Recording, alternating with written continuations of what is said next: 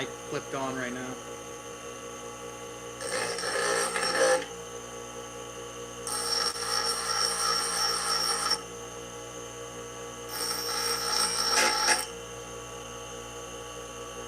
Hey, Bill.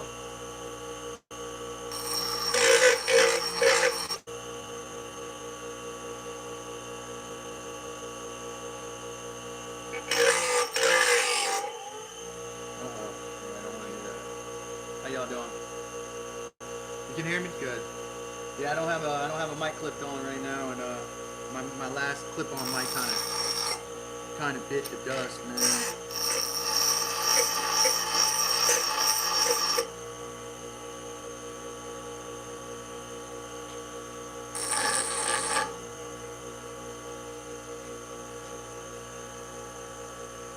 Oh, you were? Yeah, man, I fucking lose my shit sometimes, dude. Shit's just going crazy, man. It's crazy around here. I had to just take a deep breath. Y'all know. I lose. I mean, I have some serious like anger management issues. I love people, man, but I just, I get to points where I just don't know what to do. I don't know if you heard that or not over this machine. And then that had, the stuff I said had nothing to do with y'all, man. Somebody totally different. somebody totally had nothing to do with y'all, man. So don't worry about that. Not that you all were worried. But nah, none of that had to do with y'all. Somebody else.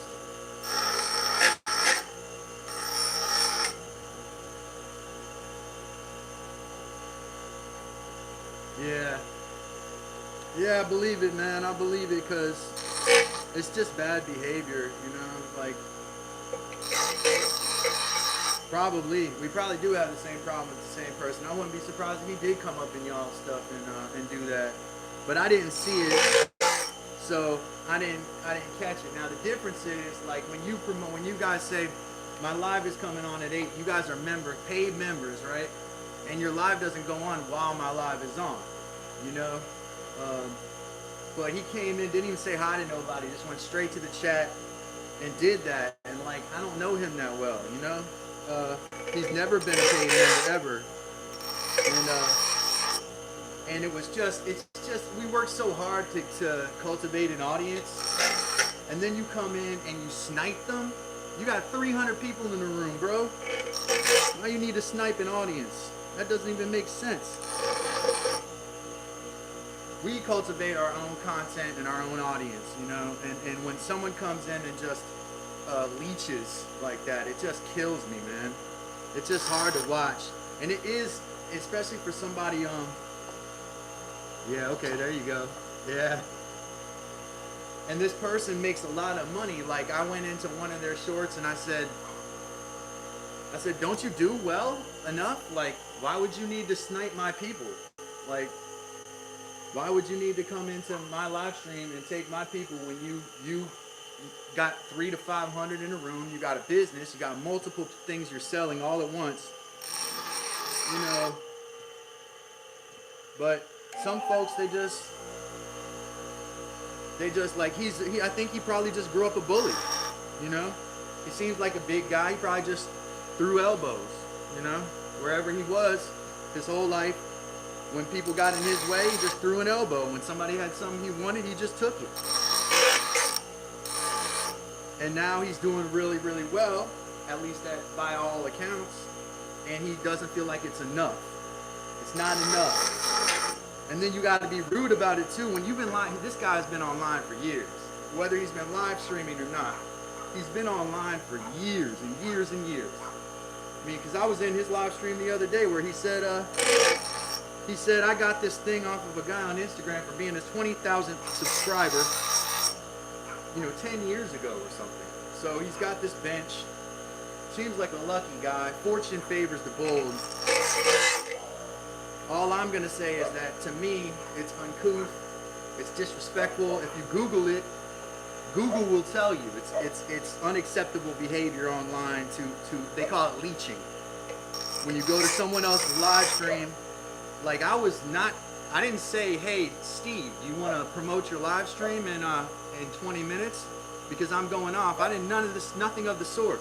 And it did affect my numbers. Because my numbers, I'm still growing my audience. He's got a steady audience of, 200, 300 people in the room all the time. Yeah, man, I'm sorry to hear that he's done that. I'll be the one to check him. I'll check him for you. Don't worry about that. Like, I'll make sure that he gets checked. Right now, this live stream's not even monetized. Like, I didn't even go inside. Heather's not in here. It's just me.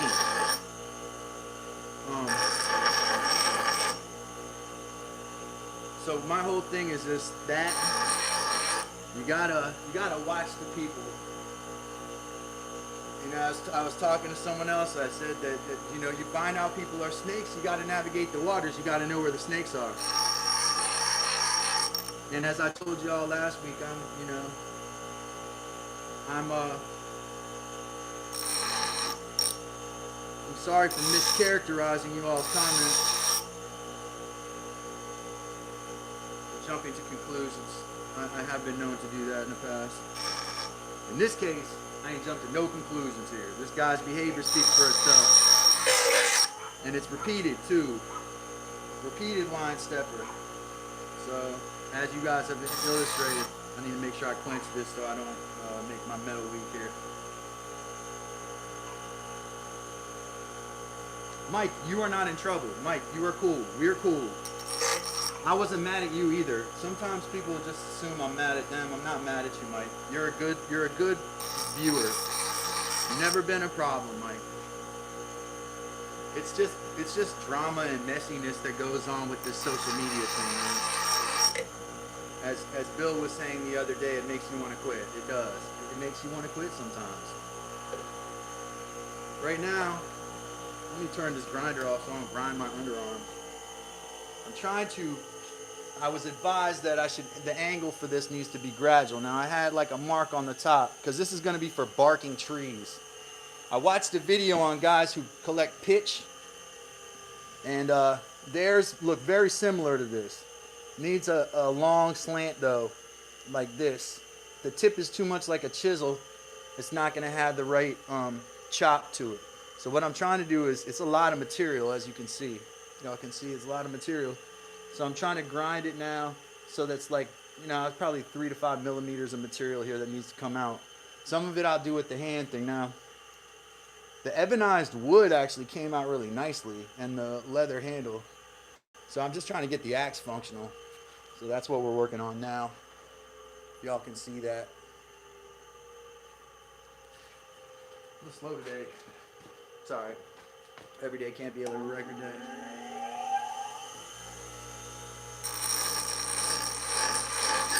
Ooh! I almost caught my fingers.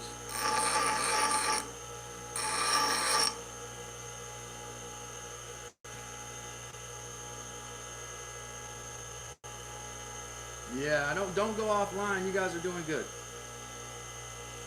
And the only thing I put on that last blowout that y'all had on your lathe was that maybe Heidi's workspace, if you move it back a little, she wouldn't be like in ground zero for those things. That's the only, I didn't have any criticism. You guys know what you're doing. I know nothing about running a lathe. I just don't want anybody to get hurt. That's all.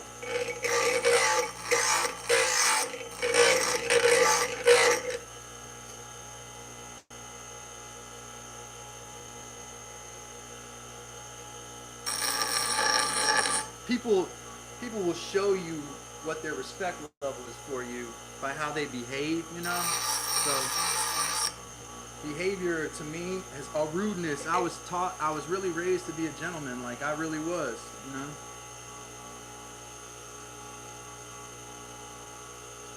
Yeah, no doubt. Oh, okay. It was the one. I thought y'all's shop was huge for some reason. I thought it was bigger than this one. This is a pretty large room I'm in, though I need to clean it up so that there's more workable space. Yeah, I thought y'all were in a little bit larger. 10 by 16, yeah. You guys need helmets on in there. Especially with them burls that you work. The burls, they don't have the burls don't have a predictable grain pattern, so when you're turning, you're pulverizing the wood. The only thing I know about turning is the dynamics of the wood, because I've never really turned, but I do know about wood. And wood is going to be predictable only if it has a predictable grain. If the wood has a burl or various other things, a burl is really a defect. We like, right? We like the defect of the burl, but a defect it is nonetheless. And so we have to watch out for it, because when we're working or tooling the wood, it can act unpredictably, break away, shatter, hit us in the face, whatever. Even not even just with a lathe, with any kind of tool, a saw, kickback can happen when you catch a grain wrong. I've had it happen with circular saws, jig saws, chain saws, all kinds of stuff. Hey, Rob.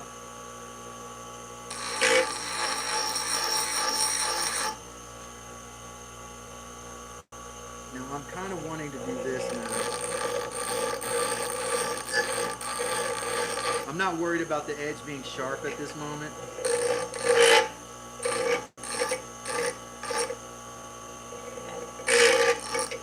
If I'm going to go in the woods in the next couple of days to go get bark, which I may do because I'm out of bark, I need this axe working right, because this is what I'm going to use.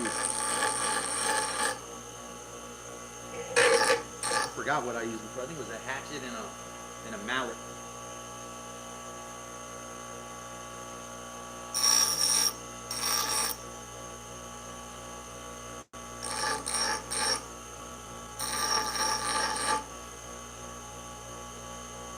We're getting there, though. Actually, it's kind of coming to a.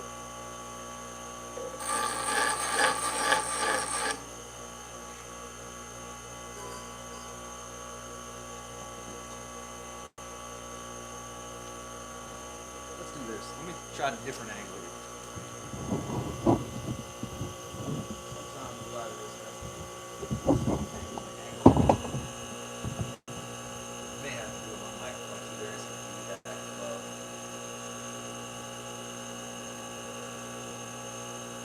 My little handle.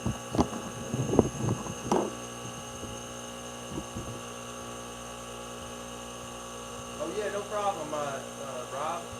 Happy to do it, man. Yeah. Had a crack already in it, yeah. Yep.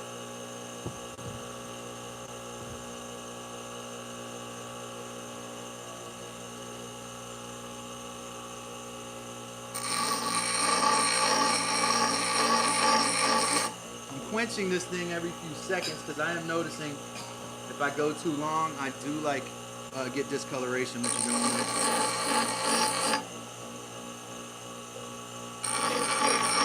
And I'm quenching it in water, not oil.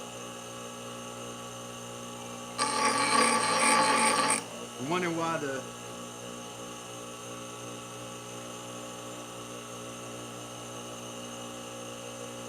Hey Dad, I know you're in Jamaica. I'm on a live stream right now. What's up? Dad? Lost him. Dad called me from Jamaica. I don't wanna like, if he's paying a whole bunch of money for them calls, I don't wanna drop the call.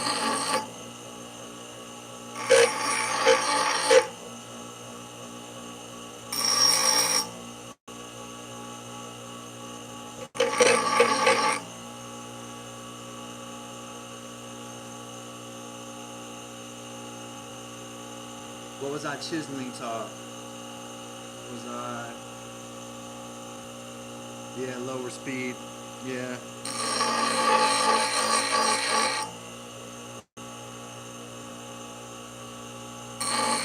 I want to read y'all what AI told me, what Google told me about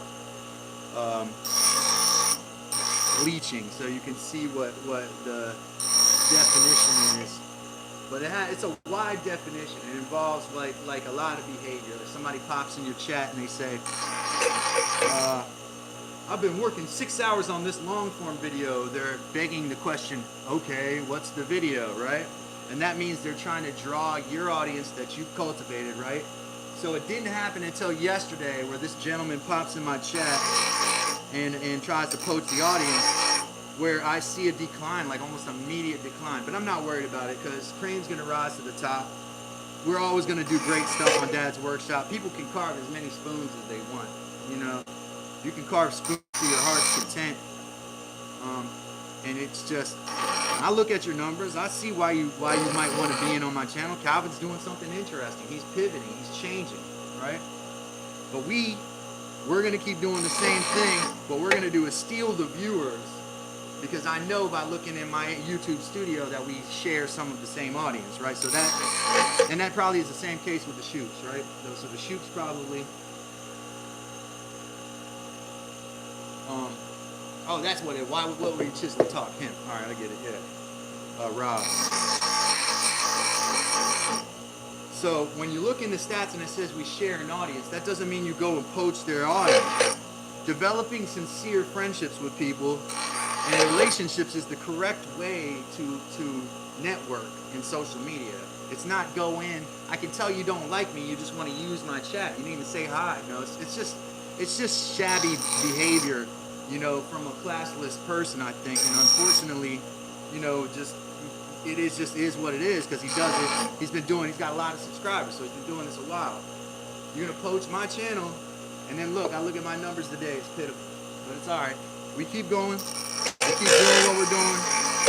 I have a kind of sassy ass attitude today, and sometimes the algorithm likes that, and sometimes it don't.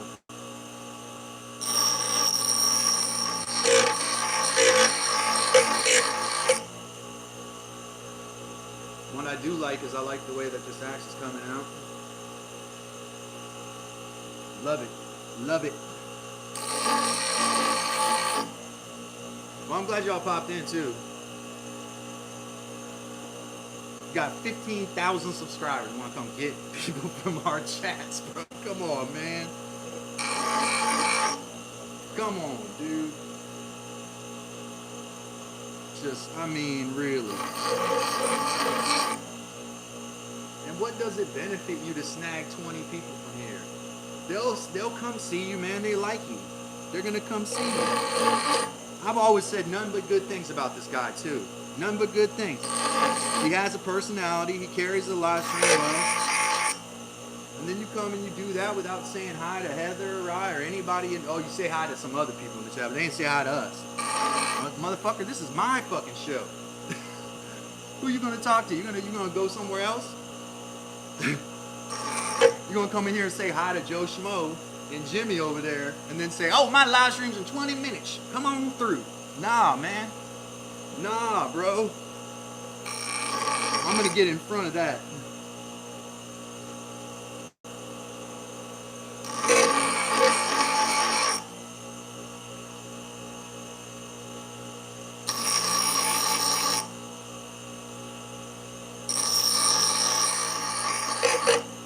And I have to vent, and now I feel better, you know? You vent, you feel better. Yeah, that's what I do too, Bill. All I do is say good things about the fucking guy, man. You know? Now, that's coming to an end. Ain't gonna be no more cross promotion of that dude's channel. Mike is the one that kind of gifted him his membership, but he didn't do it on purpose. Mike just threw memberships out and they ended up with one. But I was like, Mike, man, I'll cash app you the $6, bro. And if it's okay too if it drops my numbers too. I'd rather he be gone than my numbers be high. Like, I don't want, if they're bringing in, what do they call that? Like raiding in people with that dude, I don't want them, because that's not my type of people. If they go and come with that dude, they're not the people that I want. I want my own clientele, which I've been working to build, you know, over time. Now, when I have these outlier days, they draw in these type of guys. When you have outlier days where you do really, really well, these guys are like, oh, I need to get in there and capitalize on this other person's success. No, you don't. Just come in and say hi, and then people will check your channel out. But let me tell you something, and I told Wes this the other day. I told Wes, I said, I never get subscribers by going into other people's chats. Ever. I never. If anything, I lose subscribers. When I go to other people's chats and I say stuff and I say hello and I converse with people, I check my numbers again, and I do. Invariably, I always do. I either lose people or stay the same. And the reason I lose people, I imagine, is because people are like, ugh, I don't like him. And that's okay. If they don't like me, they should unsubscribe. So what I've noticed is that if I go into someone else's chat, it's strictly because I want to see what they're doing and enjoy their live stream. It has zero to do with me trying to make a business move out of it. It's not a power move for me. But for other people, they think it is. Their knowledge of statistics and stuff are kind of flawed, though. The problem is that they don't realize is that if they're doing big numbers, it has nothing to do with poaching them from other people's chats. It's because you're doing something the audience likes. You're doing something they like to see. Yeah, we like to show support. Like, I was in the local band scene for a long time as a musician, you know? No one ever did this kind of backstabby stuff where they would... Here's the thing. If I'm running a barbecue in the neighborhood, right? I've got a neighborhood barbecue. And somebody comes over and says, I got a barbecue 2 houses down. Come on down. And they steal my whole party. I'm standing at the grill with my spatula. What do I look like, you know? Without saying something to them? That's going to piss me off. And it's pretty similar.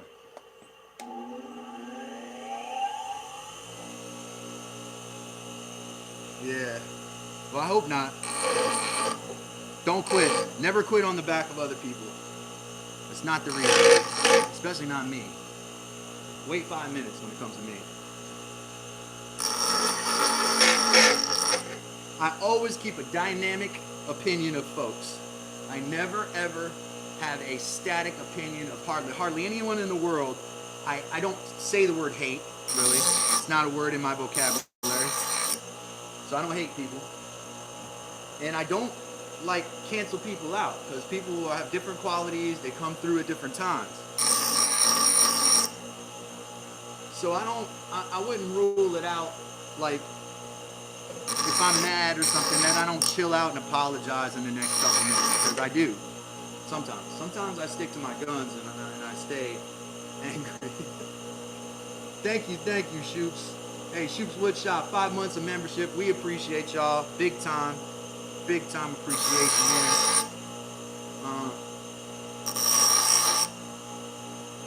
I think this thing is getting a taper that I want to it. I'm trying to watch my right hand and getting a little close. Ooh, don't like that.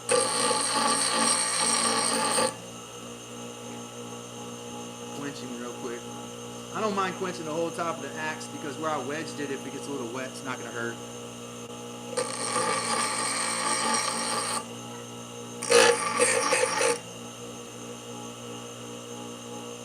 I appreciate y'all. Hey, Shoops, appreciate you. Mike, had nothing to do with you. Don't worry. I wasn't mad at you. Hey, but double tap that screen, please. Oops, did something here.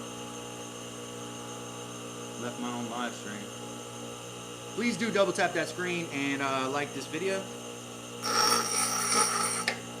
We're ethical live streamers here.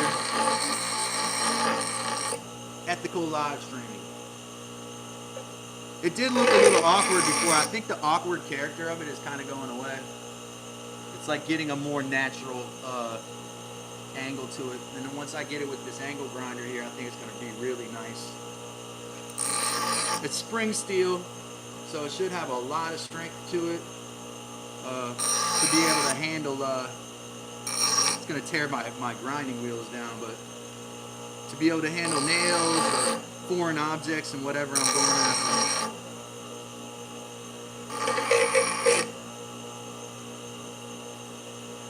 Oh man, it's tricky.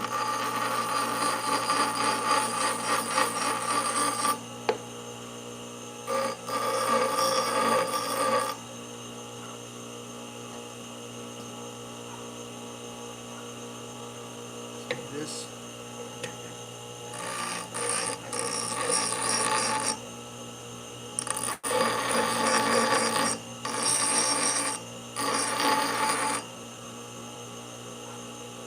Definitely came in today with an axe to grind, no question.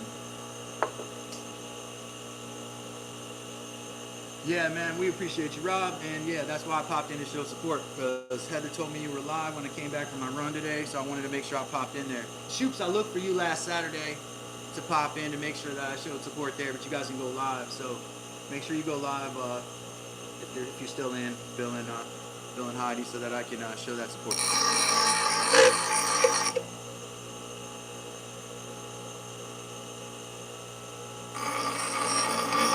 Friday or Saturday. It's usually Friday, right?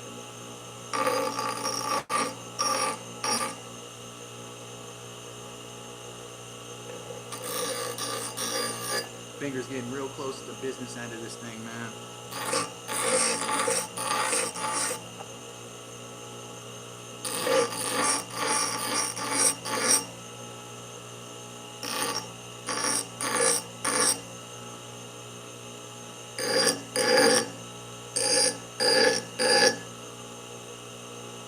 Hell yeah, son.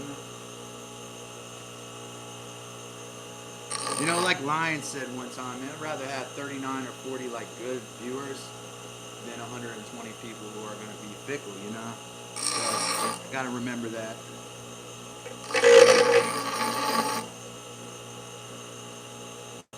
And if people are gonna leave when these people pop in our chats and hold up, you know, carrots in front of them, dangle carrots in front of them, then they probably aren't the people we want anyway.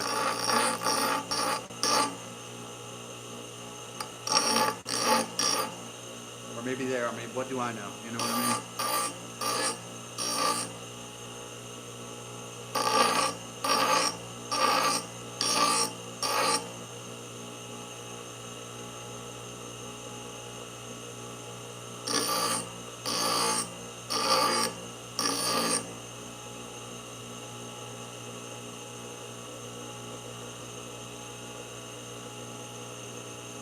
Oh nah, that's terrible. It's cold out there, guys. Make sure that you hope y'all figure that heating issue out. This kind of cold.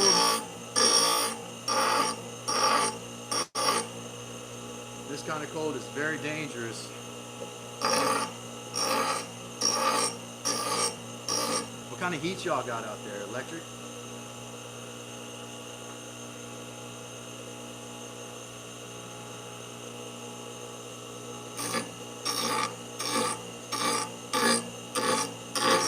I want to show y'all the apron I'm working on too. I'll get to that. That's what we got so far. Check that out, see? Getting down to this angular profile that I want. And then I can sharpen it, you know?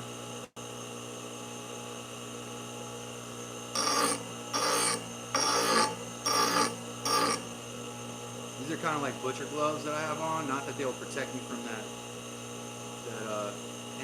bench grinder, they won't. But they help with these blades and stuff a little.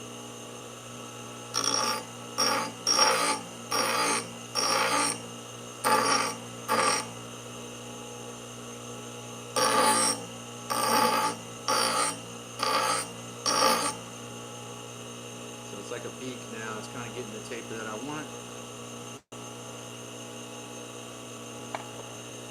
Cedar, welcome, man. Welcome. Propane, okay, yeah. Expensive stuff. You know, heating oil may be more expensive, but propane, yeah.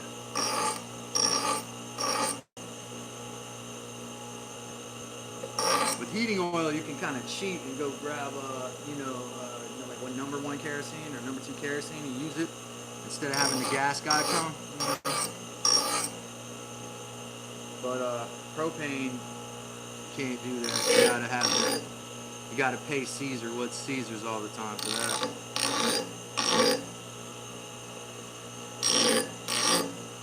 Watching Ron in his shop with his forge, I was thinking how much propane he uses when it's -40 and you're trying to forge blades. And actually some of it was wasted because he'd put a couple of different pieces of metal on the anvil and hit them and they cracked, which means they probably didn't get up to temp, you know?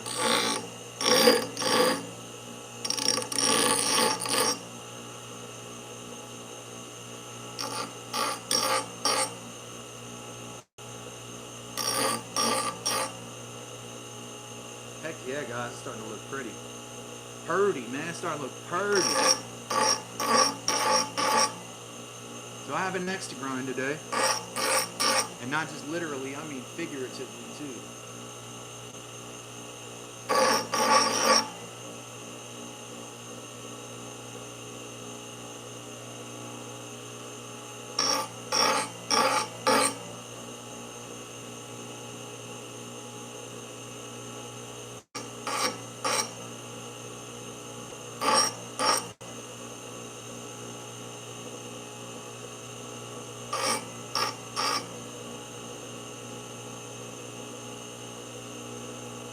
Man, that thing's pretty.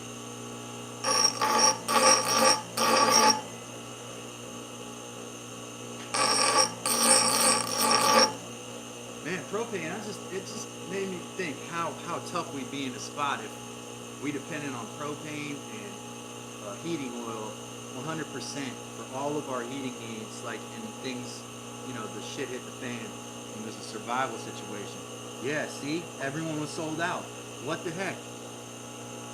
I would tell you to go to a pawn shop because that's where I get everything from when everything's sold out, but the pawn shop doesn't have propane, you know? It's crazy.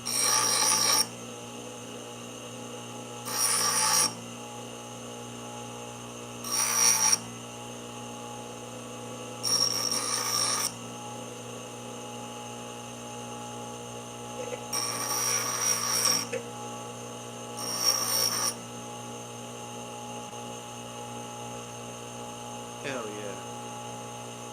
We're gonna get this thing nice and sharp. I think that's all the grinding I want to do. I'm just gonna take off some of that. I can use the angle grinder for that. Bench grinder off.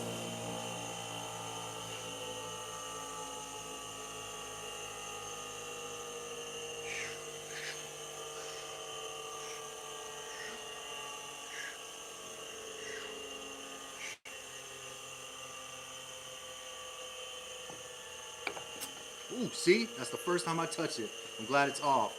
Glad I'm not messing with that anymore. My ADHD and that thing do not pair well.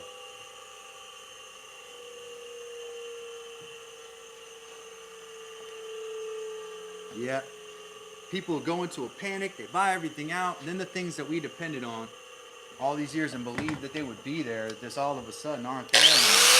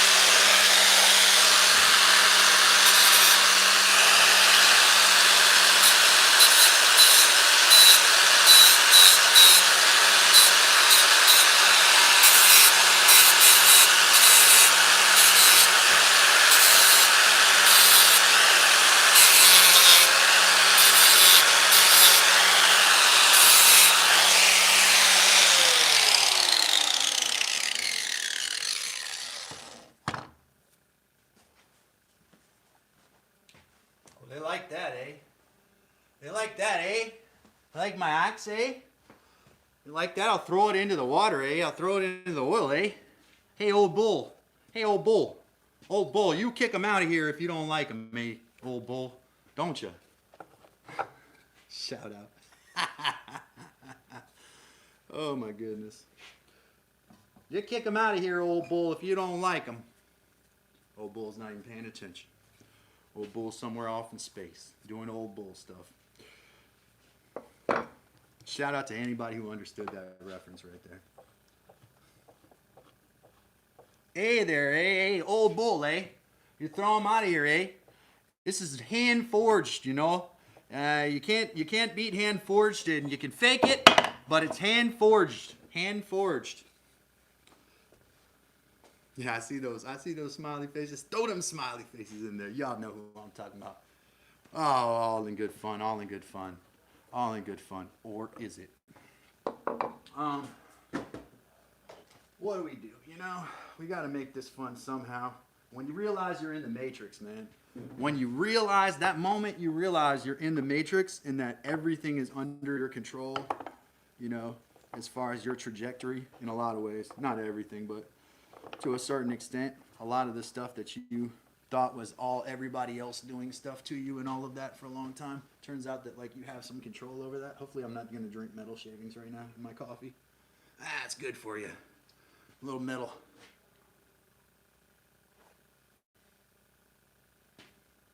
Mm-hmm. What the hell is that?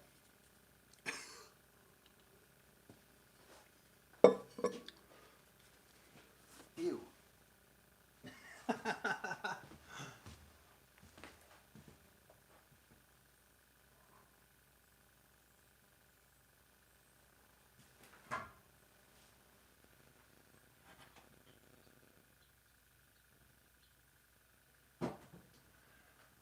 So I wanted to show you this old bowl. Check it out, old bowl. I got this sharpening stone here.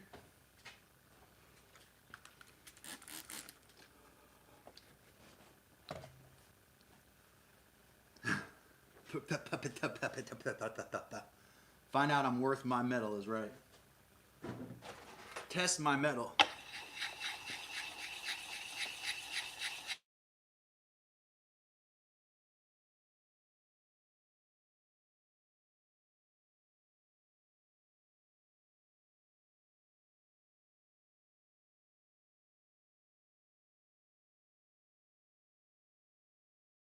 In Buckingham Palace next week.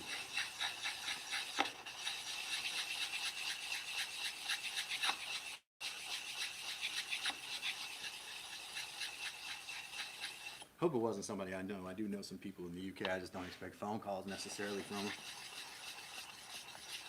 them. No? No sound? Hey, where's my microphone? Check, check, check. Can you hear me? Check and see if you're muted, man. Before Heather comes out here. She'll come out here, you know that, Mike. This is a 400 grit right here.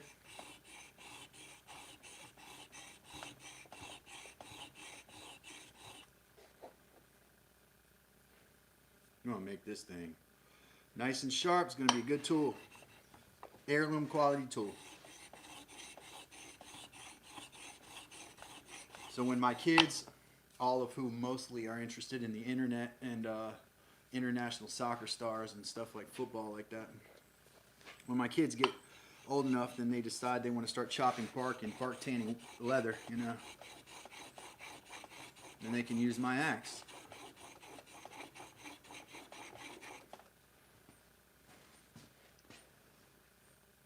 Kevin, welcome. I hope everyone's been safe and warm. Heidi and Bill have had some issues. If Heidi and Bill are still in the chat, do you guys have heat in your main home? Or not anywhere? Sounds back. Good. Kevin does the right thing. You got to acknowledge Miss Heather too, man. She likes that.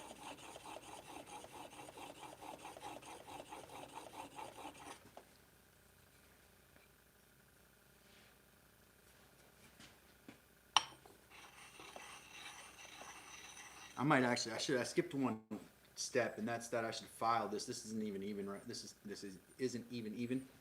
Let's do this. Let me put this thing back up here and do some light filing of it to get that edge straight, because I'm looking at the edge and it does not look straight.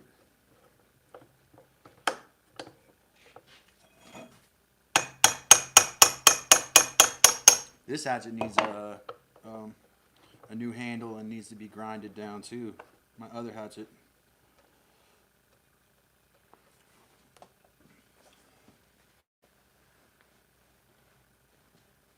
All right, glad Shoop said they have heat in the house. That's important.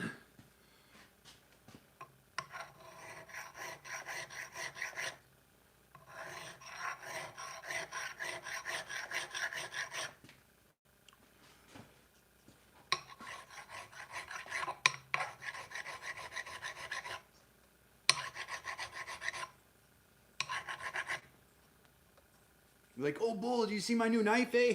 Check it out, eh? Old Bull will be like, pull it backwards. Further. Turn it around.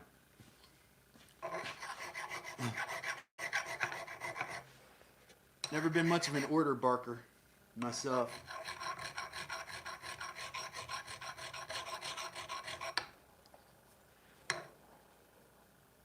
F18.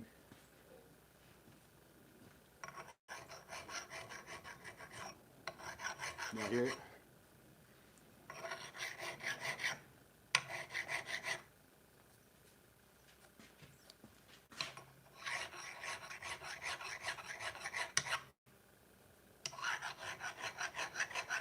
Yep, F18 afterburners.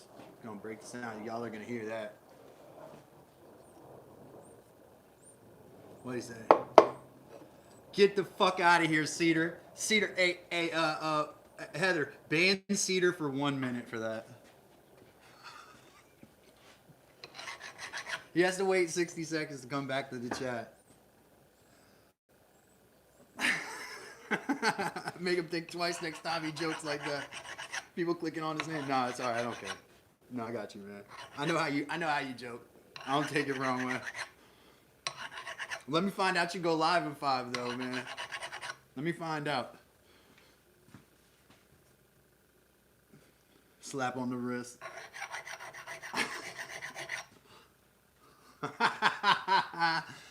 Man, people know how to kick me when I'm down, dude. Nah, that's alright. That's what I need. I need that. The only way I'm gonna get out of it is laughing my way out. Getting angry and people perseverating with me is not gonna help. Cedar, just what the doctor ordered with that, probably. Like I said, as long as you're not going live in 5. In which case, it was sneaky. Thank you, Shoops. Thank y'all. Shoops just threw a super chat my way. We appreciate all super chats and all donations to the channel. I should like outline what my channel and what general etiquette is, because I do have enough people in here that makes. Thank y'all. Thank the Shoops. Thank you. Appreciate y'all. Appreciate y'all sticking with me. You know, when we had our little, when I had my little thing last week. So here is the deal, and I need to say this. There's a certain thing, and the Shoops know what I'm talking about because it's been happening to them too. So, sorry, drum roll for the Shoops donation. Drum roll before I tell you this. We should not promote our live streams and other people's live streams if they're coming up while that live stream is occurring. That is called leeching. It's an old thing. It's not even, live streams have been around for a while. So it's an old thing that we don't do because it's rude. People took a long time to cultivate their audience, etc., etc. You don't want to do that. You want to make sure that you, if you're making genuine friendships and connections, and the business is going to come your way. Don't force it. You know, it's rude. It's bullyish, honestly, because what it looks like to me, and it's not, in some cases, it's not like, hey, Calvin, can I? Or, nah, this man has never said word one to me other than hi, Calvin, in his chat, which is just common decency when you go into someone's live stream if you know who they are, right?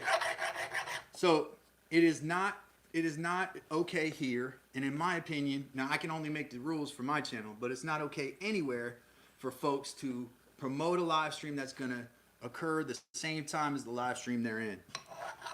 It's called leeching. That's the old word for it. But what it is poaching your audience instead of developing your audience yourself. And when I see it yesterday, it really rubbed me the wrong way because the person who did it has a really big audience. They've averaged 200, 300, 400 people in the room. So why do you need to snipe my audience when you got an audience that big? In my opinion, people shouldn't go there. I'm not going to. I put this, there's a little dots on the top of the corner of your YouTube thing. By the way, double tap that screen to like this video. The little dots that are on the top corner next to someone's channel, you can say, I am not interested in this channel, and it won't show up on your feed, right? I don't want to accidentally click their channel. Now, that's not going to affect their numbers, but it'll give me peace of mind because I know I'm not contributing to there. And I did leave one comment, which was civil, but pointed, because I don't have a communication method with this person. And if they were in the chat, which they won't be because they're blocked, if they were in the chat, I would totally, that's right, it's simple respect. It's simple respect. And I actually would totally understand it more if it was somebody who is down here by my level. You know, I don't even have 5,000 subscribers yet, so I'm not in that elite group yet. This person is well into that group. Got multiple revenue streams. They sell stuff, they're sponsored, they have their Amazon link on there, they have an Etsy store, they have the other store you can have, Shopify. I mean, they're really monetized. Multiple monetization levels. They got multiple income streams, which is good for them. But what you don't do is you don't go to some, he must think that I just do this for fun. Like, bro, you come in, you cut into my money too. You cut into my bottom line also. You know, you do that. This is not playing for me. And you know, he looks like he's a big guy. So I just thought that maybe it's probably that he's just thrown his elbows around his whole life. Whenever somebody's in his way, crowds of space, he just throws them big ass elbows. And that's just how he's gotten around. I like to throw elbows too, man. Lefts and rights, all that shit. You know?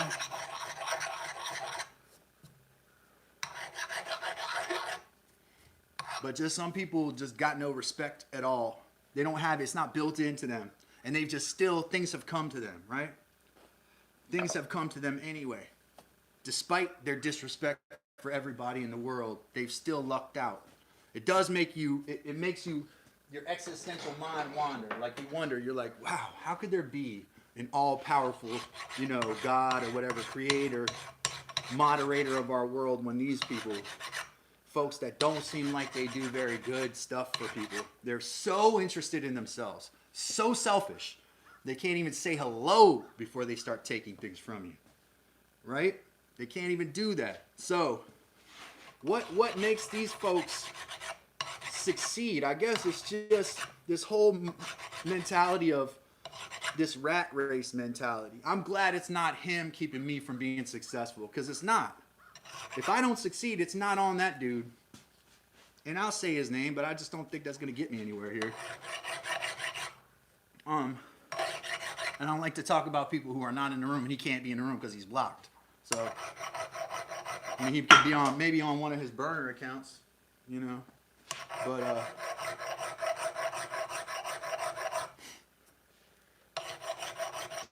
forgot what I was saying.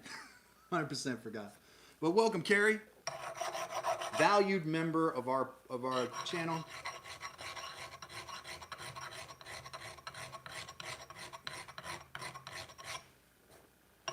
And you know, there's a couple people that I know when I push him away that are going to go with him, and I think I'm okay with that.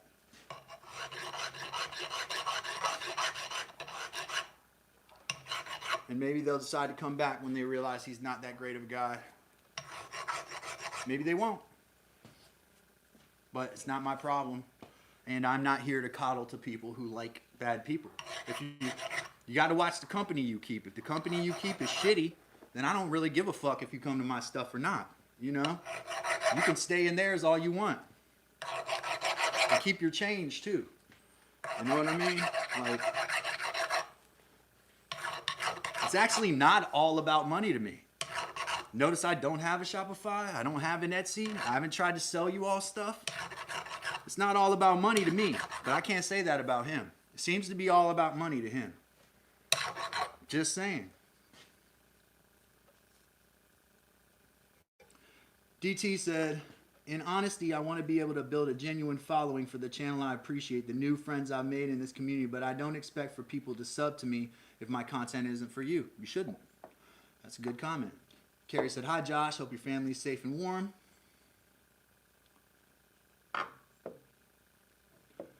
Cedar said, seriously, though, holler at me. I'll say something. Yeah, I'm curious myself what you got to say, Cedar. But here's the deal with this, is that it's just a matter of you just got to sidestep these folks. Like, early on, I made a YouTube personality upset. He sent his little minions at me. And I realized that it's probably not good to spit upward, you know, because it comes back down on you, right? But that doesn't mean that if somebody acts rude that I cannot call them out on their behavior. I am the guy in the room. I would do it in person. I would do it online. I do not think that we need to be nice to people or entertain rudeness in any way, shape, or form. I don't think. See, there's an angle here that I'm trying to kind of cheese that angle out of it, man, because I don't think that's going to help me.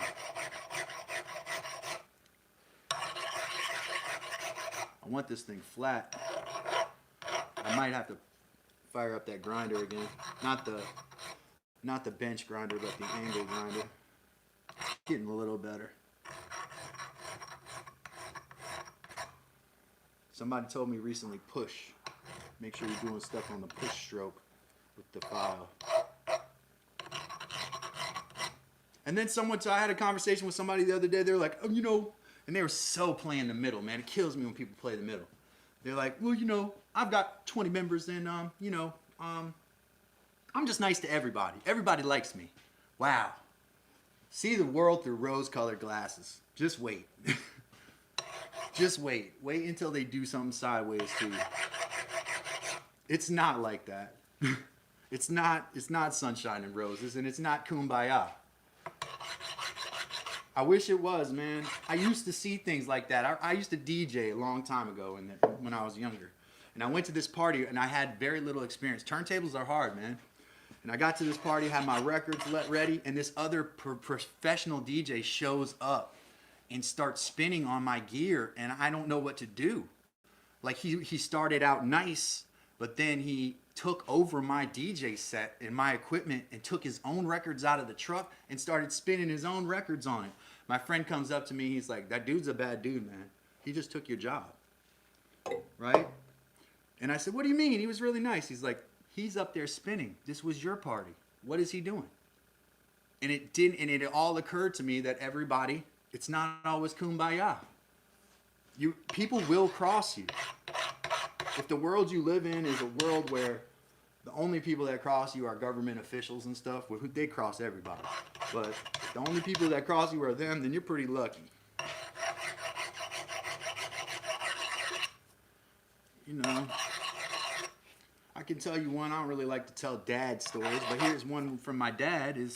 My dad had a position of power, and there was a bully in his high school who bullied him and bullied other people. My dad wasn't a weakling, but he was a smaller guy, not as big as me. And when my dad had this position of power, and I mean like a significant cabinet level position, this guy came crawling to him to ask him for a job. The shoe can fall on the other foot. The top hand can move to the bottom, and the bottom hand can move to the top. You never know when these things happen. They happen very suddenly. Yep, they will. They sure will. You have to check them. Carrie's right. You have to check them. Carrie says, people will push you to check how far they can go. They want to test your boundaries. They want to test your limits. That was obvious yesterday. That's what that was. I think we passed that test. I can say with confidence we passed that test.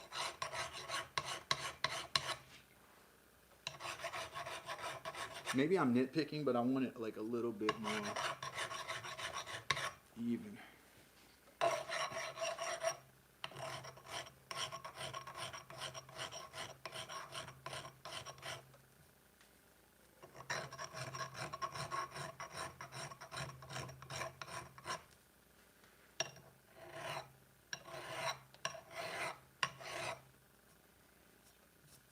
This is really satisfying, man.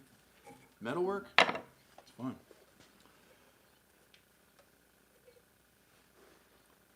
I've seen Smoke go in other lives saying I'll be live in 5. That is, yeah, man. There you go. Shout out Smoke. You just got told on. Yeah, man, he ain't even really around that much anymore. He stopped coming to my stuff for political reasons, I think. He doesn't like animal stuff, even though he probably eats meat. Fake hippie. That's what I got right now. Real hippies drop out. You know what I mean?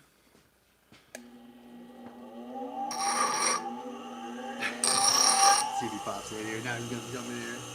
That was just a mess with him, man. I don't think he's a real hippie.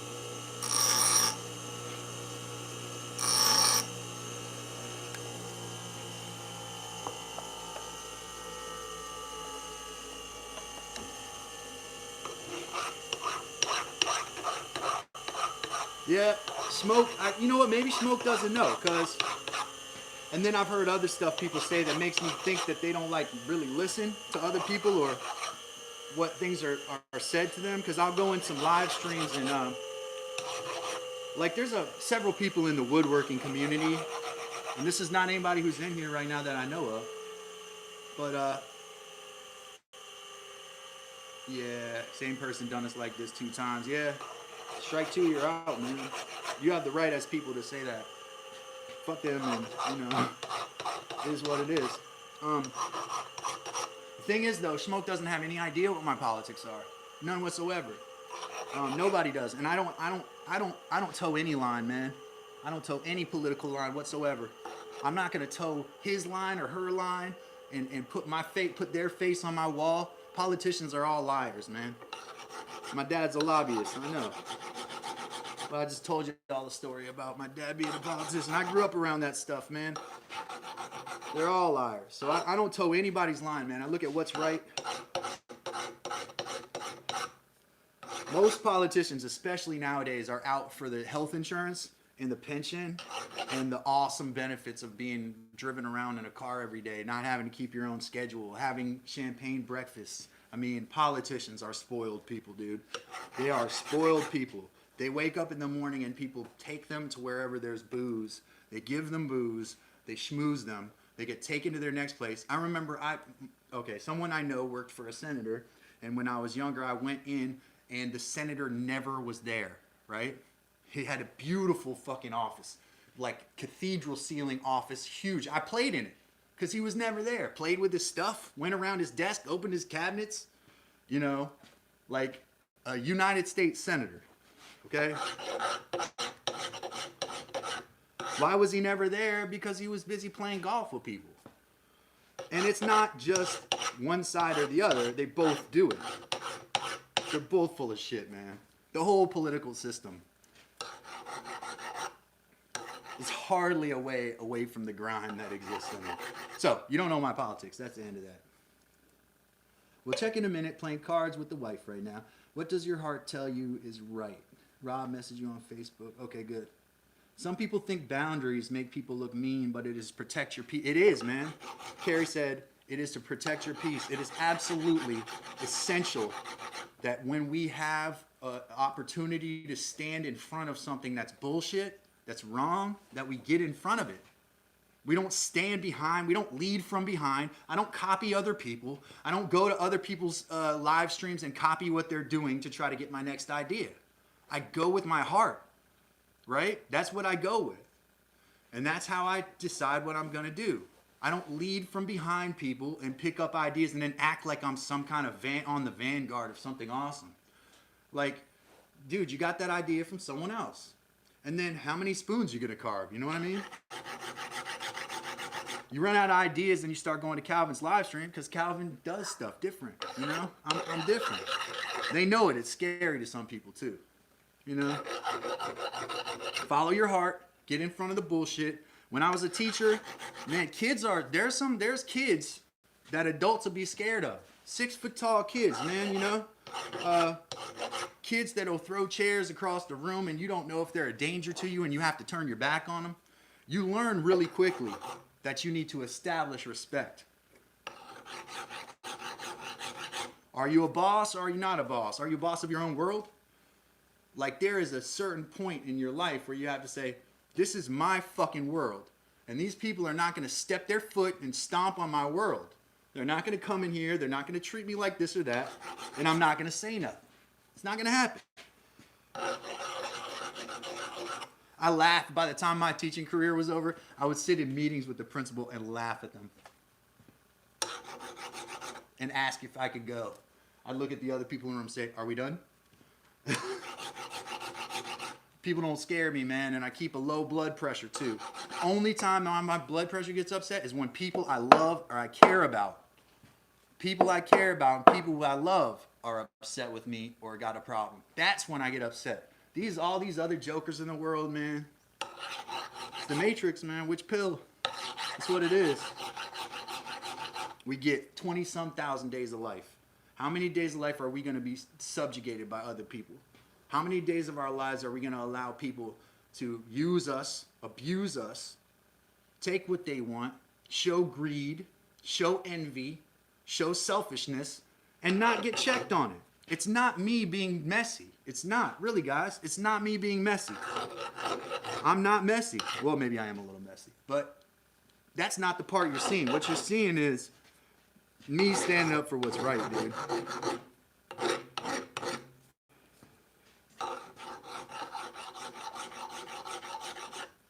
All right, let's do this sharpening stone now.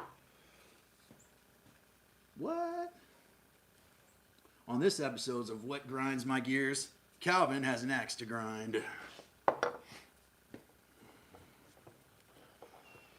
It's not being messy to stand up for what's right. It's not. And if people want to go that direction of what's wrong, then they go that way and you let them go. You know?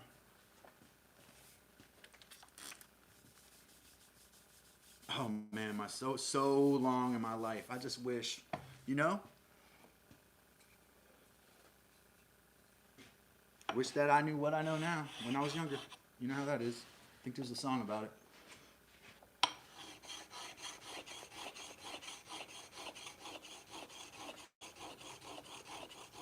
What really grinds my gears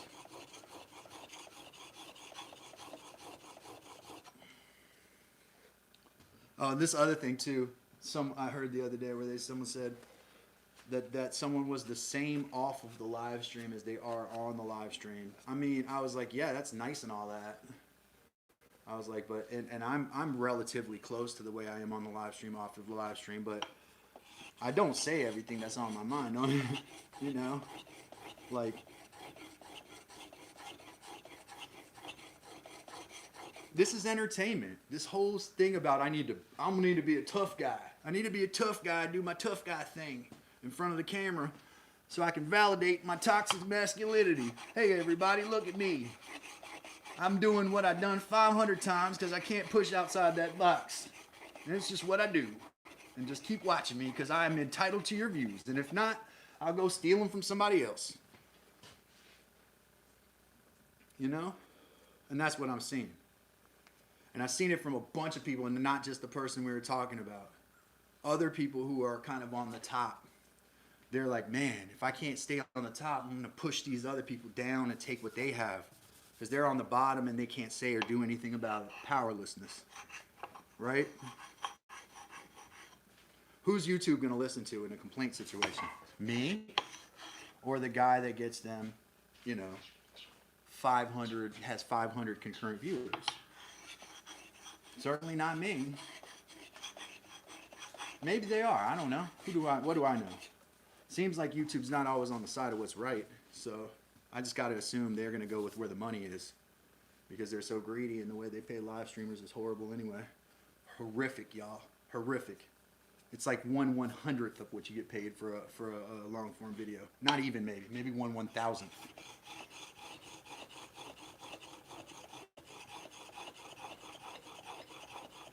When you are getting enough views to fill the Meadowlands twice, they should be paying you. They should be paying you, and it is absolute highway robbery if they don't. It's criminal.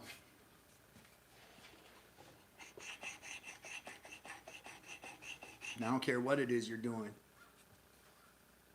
I think there's a YouTube video where a guy shaves his asshole that has millions of views. They didn't ban that one. You know? Integrity is so important, man.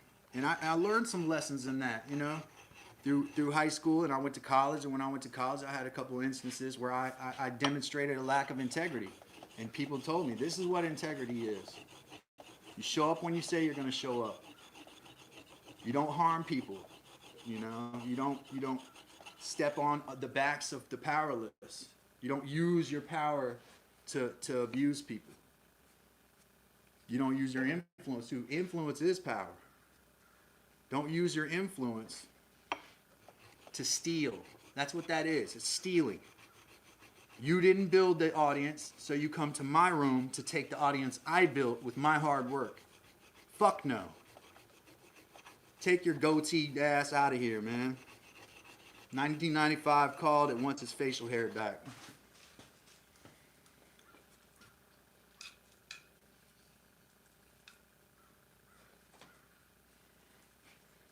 Sorry, sometimes I get a little personal.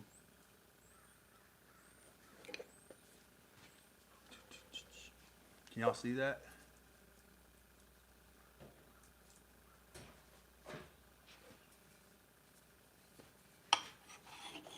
Guy like that could grow out his soul patch, right, Cedar?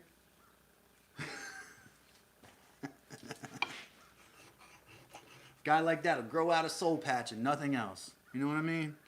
Like he's fucking Doc Holliday or something.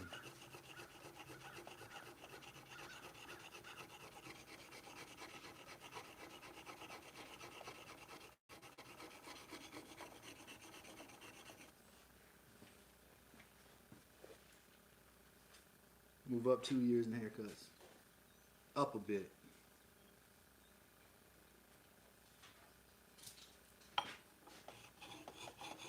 In age, you mean 1998 called and it wants its facial hair back?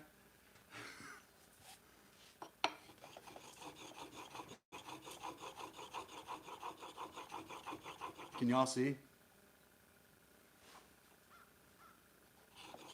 This guy Nathaniel, who I've had watch me, told me I needed to make this curve more, this angle more, taper this down toward where the edge is or it'll break. And I believe he was right about that. So that's what I was working on today. I want to show y'all the apron too.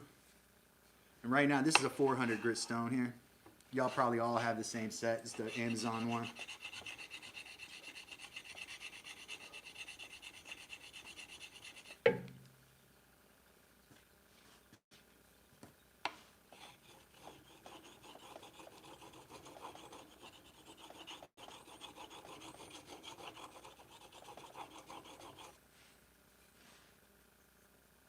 Let me find a little strop. I'm sure I got a piece of leather around here somewhere. Some scrap leather. Wish that I knew what I know now. When I was... Sorry, I might get a copyright infringement for that. Cedar, what are you talking about? Cedar, I did not... You don't have a soul patch, do you? He does. Cedar, I'm sorry. Well, look at the bright side. You probably have more hair than me, right?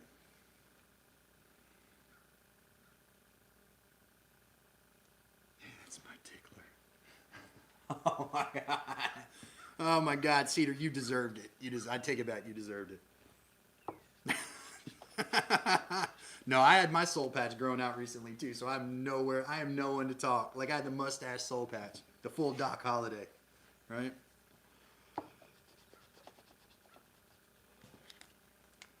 Stropping makes a huge difference, y'all. Don't strop. Don't strop. Get it, get it.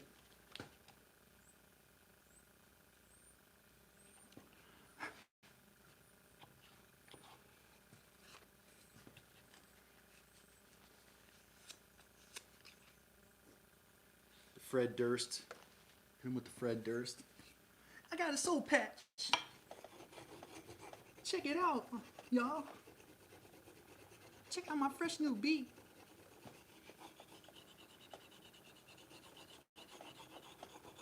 That's Fred Durst's voice, by the way, guys. That's what that was. That's what you just experienced.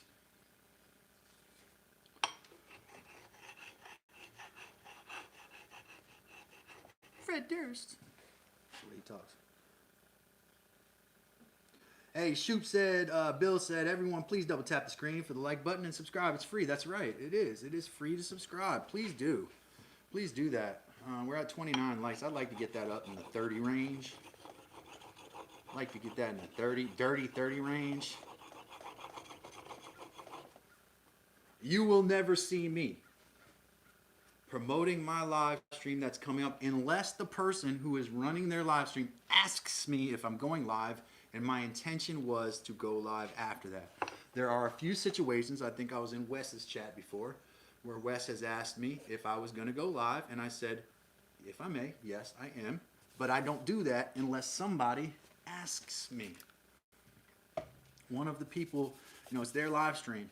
They ask. I love that. And Lion said this the other day. It's your show. You say what you want. Luckily, we have freedom of speech, or we're supposed to. So I think it's inalienable. There are some rights that we have. You don't have to talk about it or, oh wow, that's still got an angle to it. I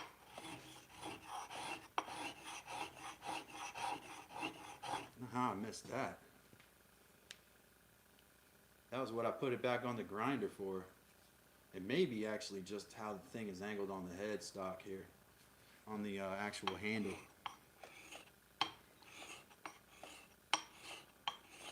But it needs to be grinded till it's right, I think. That's where we're at right now. By the way, this is a handle. This handle's made out of a squirrel. Pretty sweet, huh? Well, the handle's made out of wood. The handle grip is made out of a squirrel that I baseball stitched. It's feeling better. Oh yeah, it's feeling good. Feeling good, man. Looking good, feeling good. Take it up. We can put that here. Let me show y'all what I'm doing with the apron too. The leather apron.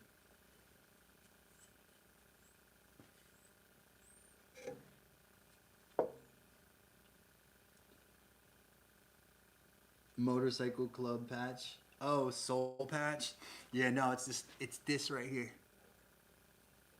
It's the little flavor saver right here. The stinky part of the beard. That's what that is. I used, this is, where's it at? Do I have it in here?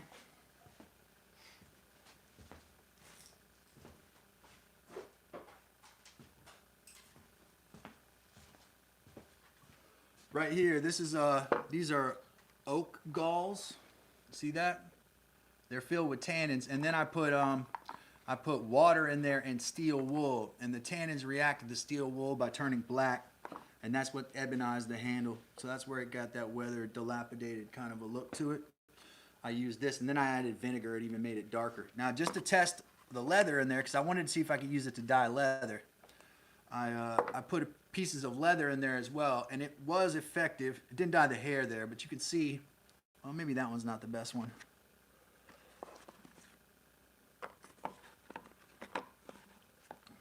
There's a good one, yeah.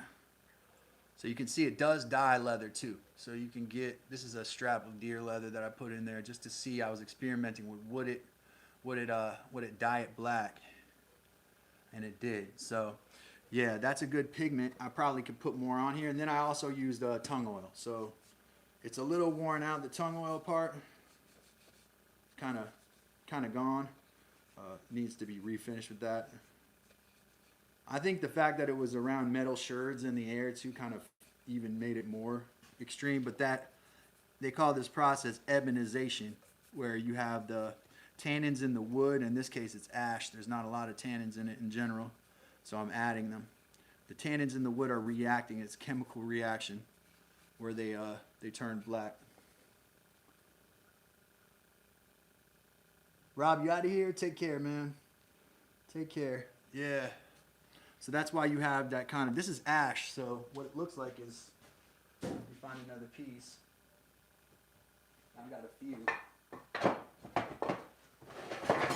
So this is its natural color, right? So you can see that's an extreme difference in pigment between this natural ash color and then the ash color in the handle. And I kind of like that. And then the handle's grip, I use brains and egg yolks and moisturizers for that.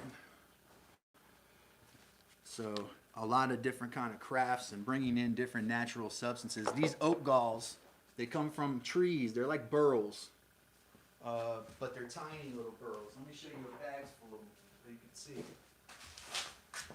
They are very, very tannic.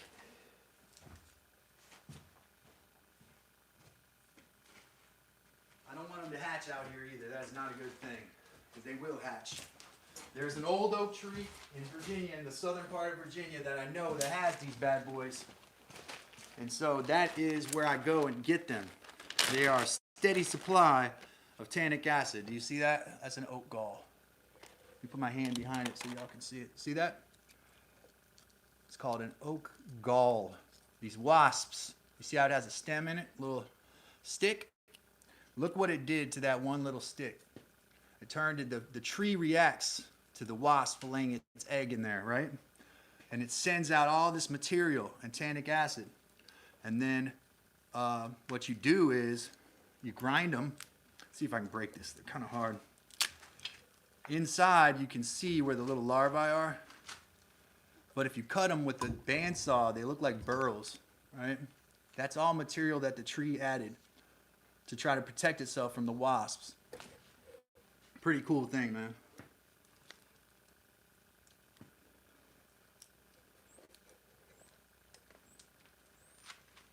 Woodshed by Dan said, I'm having trouble reading the chat because I left my glasses on the bus. Let me read the chat to you. Rob is leaving, so DT is leaving. Dan, he says people are saying bye to him. What I'm talking about here, these oak galls, as you can hear me, right? Yeah, I'm gonna take a, yeah, so they have a material in them called tannic acid, right? And that tannic acid reacts with different woods. What we do with these is we slice them up or grind them up, then mix them with water or apple cider vinegar. And then as soon as that comes in contact with metal, you have this chemical reaction called ebonization, right? It's a natural way to stain wood. So again, you can see how that would have stained this right here. Now, I'm a little hesitant to use these to tan hides because I hear that they make the grain brittle. So I don't want a brittle grain. So I'm hesitant to use those to tan hides. Real quick water break, folks, and I'll be right back.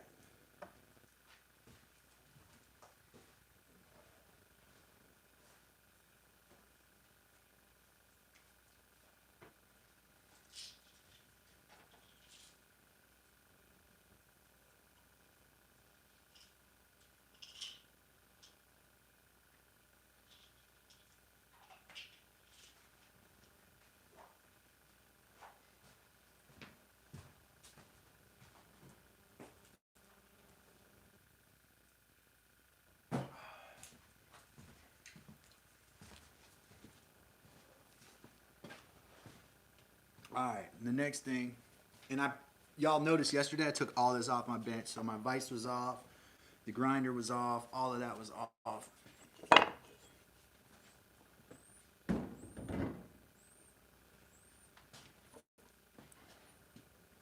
I love these things, man. I shouldn't show you the brand name, but what's the funny thing about it? They say, well, if you show the brand name, YouTube will show it to the brand and you have a chance of getting a deal. Yeah, right. Not by what I know about YouTube. They'll just take your endorsements.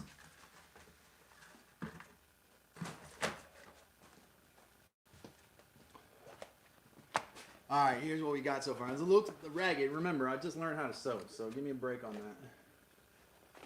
Ooh, it smells good, though. So this is the first. Now, this stitch is going to get replaced. I'm going to take a strap of leather and go across this area here. This top part is grain leather. This is buckskin here. So what I'm going to do is I'm actually going to take a strap of leather here and go all the way over here and do a saddle stitch there to get that leather on. And then this is the patch that I was hemming yesterday. This is from a raccoon.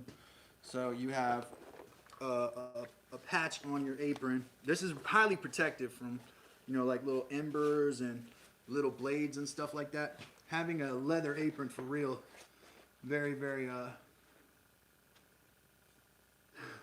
you show it then. Tag it in the video. Yeah, so, I had another stitch line that I was working on here. Not psyched about that. So this is just basically like pins holding this together for me right now. What I need to do is I need to sew another strap of leather here real carefully. Real firmly too. When I woke up this morning, this was all stiff like this, and it was in a rigid spot. So I had to spray it with water, and then I had to put I made an egg. I'm out of brain material, so I made an egg emulsion, and that's what went on it. And I softened it back up that way. But it's not going to stay that way. I got to keep teasing it and keep breaking it. I might even put my beam over here and start pulling it over that a little bit. It's probably important to do that. I'm not too worried about the, see, because if I get grains of metal on that, I can get ebonization on that as well, and I don't want that either. But what I do, I have done in the past is I've got this rounded off laminated beam here that I use, and I will break it over that. It's going to pull. I don't want to pull on the seam very much right now. It's mostly this buckskin down here that I'm worried about not being supple enough. Let's do this. I'm going to flip this around here.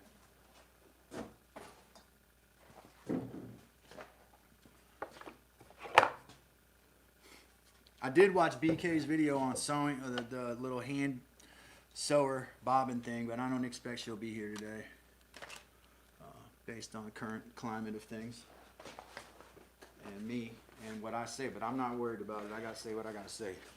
It's that simple. Moving it on over. There we go.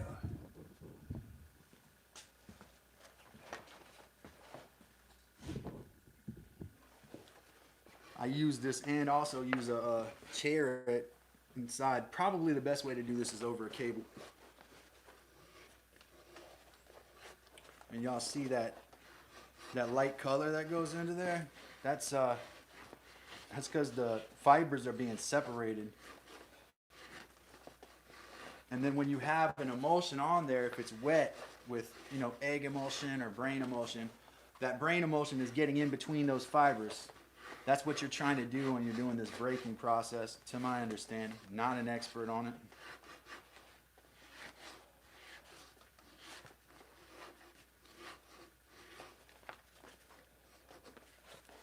These were all so stiff this morning when I woke up. I was like, how do I recover? But leather is all, you can always get it back. Almost always.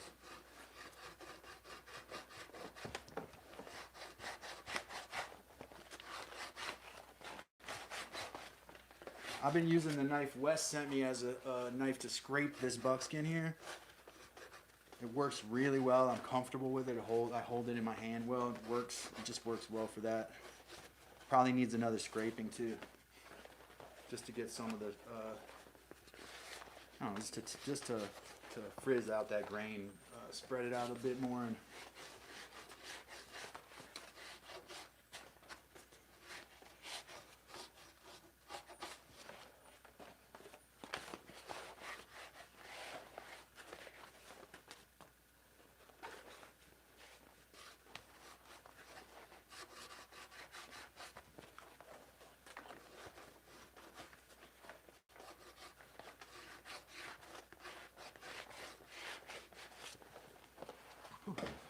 nice.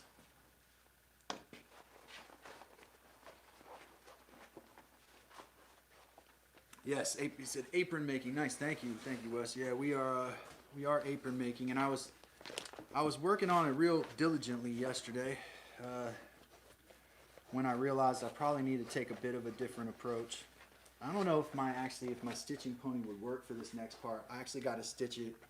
I got to get a piece of leather, and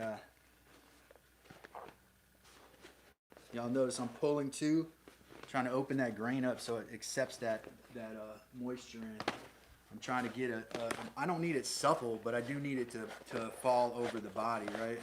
Like I can't have it, it can't stick out like this. It's got to fall over my lower torso. The edges are the ones that are hardest to get.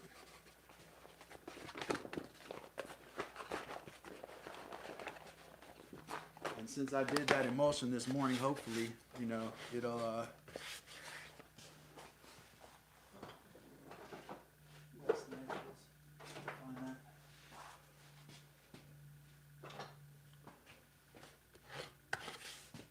y'all can see how it kind of frizzes the grain out when you scrape it. Might be something I should consider too.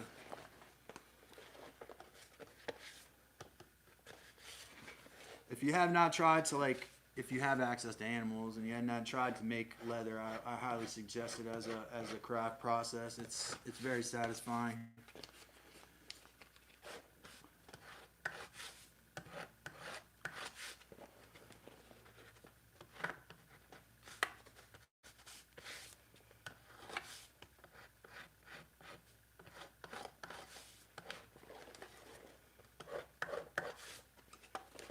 I don't want to scrape out my oils though that I just put in, so I won't do this too much.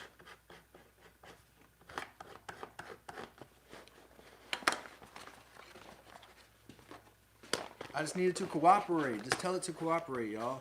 Tell Pilato to tell it to cooperate, right? It's Pilato's fault.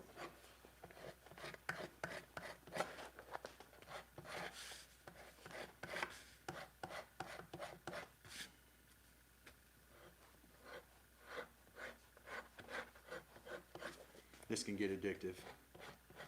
Scraping these things, and I want to get it to a point here where I can, it's so cold out here. I guess I can take my gloves off and stitch stuff, but not the most fun activity I can think of out here in this 32 degrees. Probably colder where y'all are. Is it colder? Hey, welcome to Dad's Workshop. My name is Calvin. Starting to come back to center here. What I need y'all to do is make sure that you do double tap that screen, like this video, and subscribe. We are almost at 4,800 subscribers. I believe that's the number. I don't want to make the wrong number up. And that's not, that doesn't mean anything because we need good subscribers, and that's you. That's you. You're here. You're watching. That's the people we want. We don't want weasels who are going to come in here and use this as their personal platform for promoting their own stuff. Though, if you pay me, I'll be happy to do that. But I'm not really money driven, as y'all know. I don't try to sell y'all stuff. I don't have an Etsy store. I don't have a Shopify. The only thing I'm trying to do is interesting stuff with skills. Learn skills, master skills, make crafts, That's what we do. If you Google me, it's going to tell you I'm a multidisciplinary traditional craftsman. That's a really good definition. And I don't sew well, so this is a good exercise in sewing.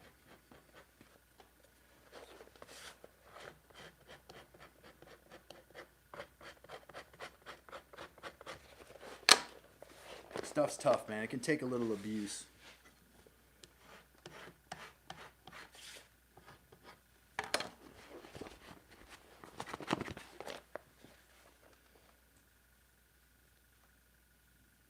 Mike is Making Things is here. Mike, welcome. Welcome. So we're going to work on this. I might actually put it up on here. This might be the best way to approach this, though it's not straight. I need a piece of leather that goes all the way across. All the way across. This may be it because it's actually part of that original top part. So when I do this, I do not want it to be like slovenly. I want it to be fairly straight. This is going to be a piece that basically welds the top to the bottom because it's going to be sewed with 2 lines of stitching, and that will connect the top with the bottom. Then once I've got the bottom and top connected adequately, we can put this pocket on, and then I've got some other pockets. If you're a member, you will be I will be sending out some scraps of leather and stuff for you to maybe use in your crafts if you're interested. I also have these oak galls. If I send these to you through the mail, because these are good for crafts, you can use these as inlays, put them through your bandsaw, and they have a really cool figure. What you want to do is get them flat and sand them, and then you can carve out a spot on a table, and they can go in, but you got to make sure that they're neutralized first. So what I would do is if you want one of these, I will soak them like in denatured alcohol or something to kill whatever's in there. And then once that's killed, I could probably send them through the mail. Send them through the mail. All right, so we got this. I'm going to take one good long swath of leather here to act like a a joint between these two. What we call it in woodworking, we call it a spline, probably, right? Between these two sections. So let's do that. The old snot rocket. Oh no, get down to low power here. Y'all see those little scratches? Scratchy, scratchy, scratch. Probably put it on the bench, stretch it out like that. That's probably, once I finish this completely, it'll probably more like that than what you see around it. And I know it looks hideous, but that's just how it looks right now. It'll come together. It'll come together, like kind of literally.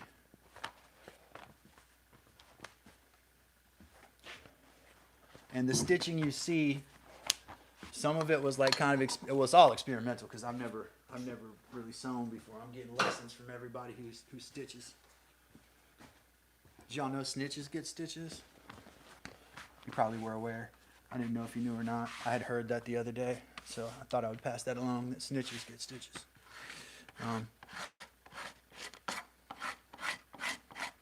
I'm not tempted to do this all the time.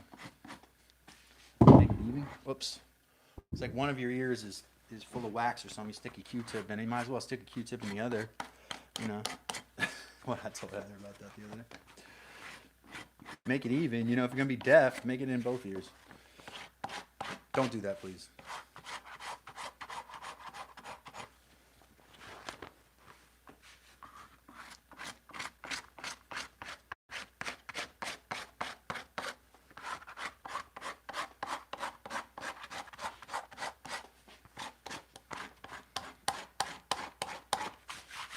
Also, with very fine sandpaper, you can do this too. It's another way that it's done. Or with a brush on the end of your drill bit, like on the end of your drill. Be careful though, because you won't want to tear it. Don't use a wire brush. Use like an actual, like a regular brush. I've tried it. It works.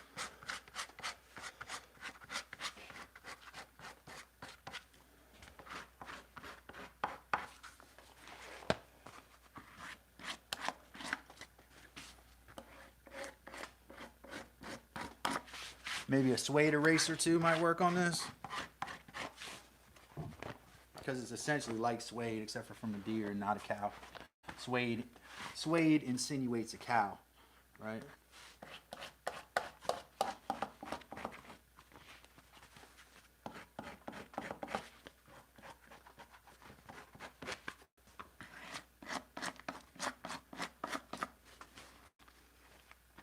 Dad's Workshop's gonna Dad's Workshop stuff, man. We're gonna do stuff. We're gonna keep doing it, keep changing, keep pivoting, always. Scratchy scratch. It isn't snitching when like you're just like somebody did something really bad to someone else and you're just like, say someone broke into your neighbor's house. Snitching is when you're involved, right? There's a YouTube channel called Ask a Pimp. Ask a Player, that's what it's called. Ask a Player. And this old pimp from Chicago. His name was, and you please forgive me, this is the name of the pimp, all right? I didn't come up with this myself. His name is Original White Folks. That's his name. He's dead now. He's long since passed away. He's legendary though. He's actually in Iceberg Slim's books. If you ever read Iceberg Slim, I'm sure all of y'all have that on your shelf. But I'm a reader. I'm an avid reader. So I read this and I found out he's online, and he had a channel on YouTube called Ask a Player, and he explains that when your neighbor is attacked by somebody or somebody is harmed and you tell, that's not being a snitch. Being a snitch is when you are involved in criminal activity and choose to roll over on your compatriots because you benefit from that. That's what it is. I have heard of pole to pole. Is that one good? So snitching is by nature is something that's done when you're involved and you're trying to get out of it, right? So don't get involved and you won't have to get out of it. But if you do, don't roll over on your buddies. It's not the way to do things. Be a man, take it like a man, and all of that stuff. Or lady. Whatever the case may be. I think this needs to be like 2 inches wide. It's not going to be super even, I don't think. But I'm gonna do my best to do so. I don't know how I would go about. It would be really difficult to get this strap that I'm going to put on perfectly even. I want y'all to be able to see what I'm kind of trying to do here.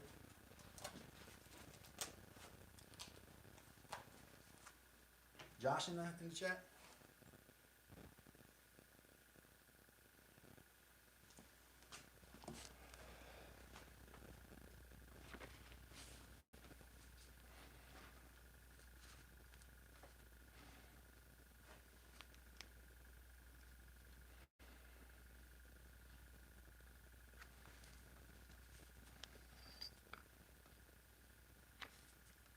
And it's better, I think, that it's this grain leather than the buckskin. I feel like this stuff is better cured than that. It's been around longer, been through more processes, and so forth.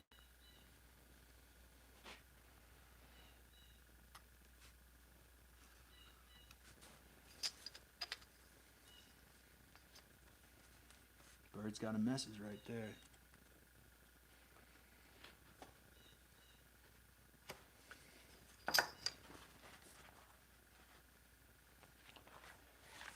That Pole to Pole, that's on, I think that's Disney Plus or Hulu.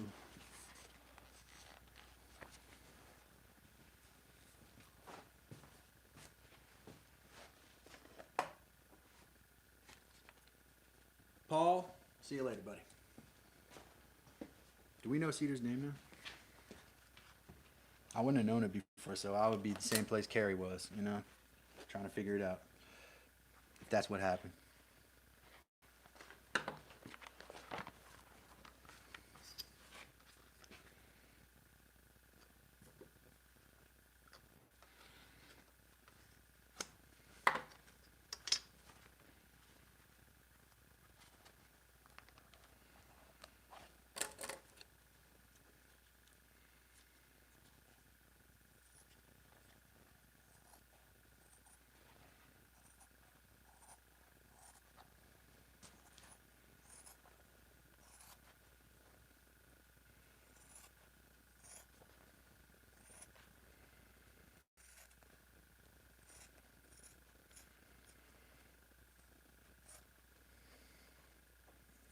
For a small person, this could be a whole ass belt right here.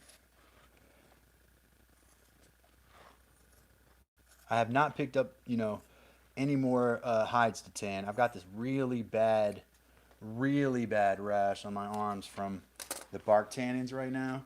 I need that to wane before I start tanning hides again. It's just unbelievable. I wake up multiple times in the night, scratching. Kevin says he's got a meeting at 12:30. Oh yeah, you must be in the middle of the country. It's cold here too, Kevin. I love that. I love the me emojis. It definitely indulges my ego, which I am aware that I am egotistical. There is no question I am aware that I'm egotistical. I'm aware of that. It's not like a mystery to me. But at the same time, I love others, and I'm not just always going to be focused on being selfish. Get out of that. I guess some people just get rich. Bergamot. I put bergamot on this today with the mixture. Smells good. A little citrusy. Hopefully I can have the part where the grain is damaged off, and this will just be right here. Bam. That's what I'm going to sew on there, though. It's going to get sewn on with a couple stitches, with a stitch on this side and a stitch on that side. And I might even tease it outward a little bit, because you can kind of mess with these, especially when they've been hydrated, and I just hydrated this morning. So it's very malleable, very flexible right now. And that will be that there. That will be that there, and this will be this here. Right there. Or, even stronger, I could probably put it, no, that probably is the best spot, because this can act to strengthen the whole unit too. And there we have kind of what we're going for. Yeah, bergamot. Love that smell. Love that smell. So this one today, like I put some sort of essential oil every time when I do a brain tanning mixture, because who wants to smell the brain smell? Not me. So I like patchouli, but then somebody told me that's only for stoners. Shout out to those people. Love that smell. Unfortunately, did not know that it was for stoners. Did not know it was for hippies. Had no idea. Kind of makes me like it a little more though. Just kidding. I'm just kidding. I'm just kidding. Just take care. Just be easy. Come on. Don't worry about it. But no, this has bergamot in it, which is probably more like a lemon oil. It's a citrus fruit, I believe. Great smell to it. Like a key lime kind of a smell to it. It's kind of frizzing this here. I made all this leather, by the way. Yeah, if you're new here. From dressing the animal to tanning the entire hide, all of this leather I did by myself. This was actually a raccoon. This was a deer, and this was a deer. This is buckskin, so it's had the grain removed. This right here has grain on leather, so is this. This is from the same hide here, right? So this is what I'm going to do now. I want to say thank you to all of my folks. I want to turn the camera up like this. I'm going to talk to the camera for a second. Please be respectful if you're a live streamer. Make sure that you're not doing these subliminal plugs for your channel. They're also not cute. So when people come in the chat and they say stuff like, I was working on my video for 6 hours, and nobody solicited that nobody said, what were you doing for the last 6 hours? You just said that, right?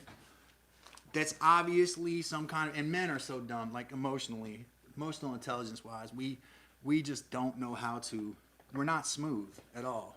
So it's obvious it's a plug for your channel. But what's worse than that is when you don't acknowledge the people who are running the live stream and you seek to leech their clientele to another live stream while that live stream is going. Unacceptable. Get your own clientele, do your thing, make a new spoon, do things differently, but don't leech my folks, don't leech other people's folks. Be honorable. If you want to go to you want to develop a relationship, a business relationship with somebody, you communicate with them. That's how you develop business relationships. If you were raised in an antisocial world where your parents were either drunk or on their ass half the time, they didn't teach you how to be a human. They didn't teach you how to human. You don't know that. So I'm here to tell you, you don't form business relationships by stepping on toes and by stealing clientele. You form business relationships by communicating and becoming genuine friends with people. That's how you do it. And when you see me in someone's chat, that's what I'm doing. I'm not in there to promote myself. I'm not. I get zero from it. I told Wes this the other day. I get nothing, no subscribers, no genuine interest from going into other people's chats. I don't.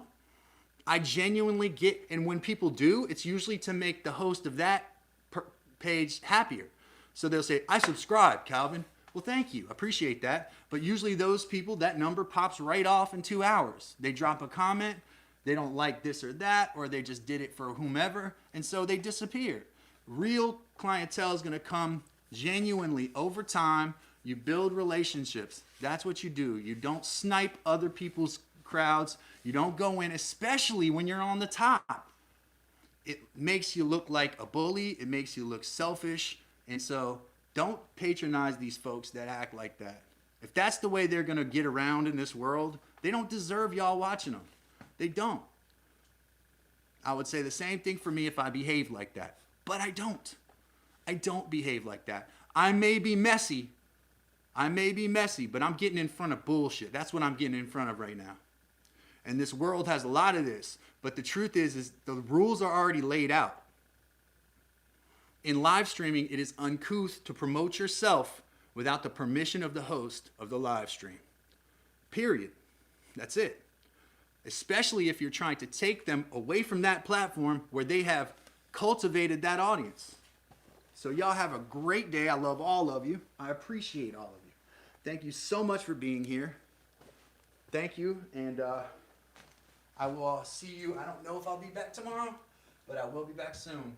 Take care. Do the next